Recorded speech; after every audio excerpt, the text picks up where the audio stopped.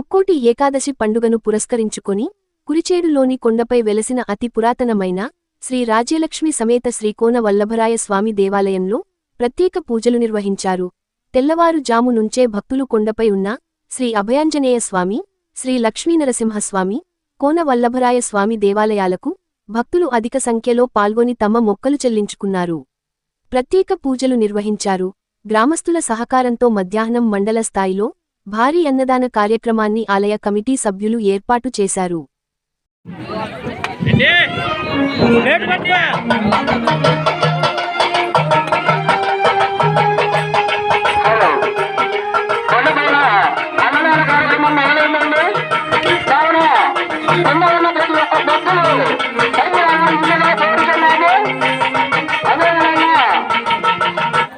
station పడుతుంది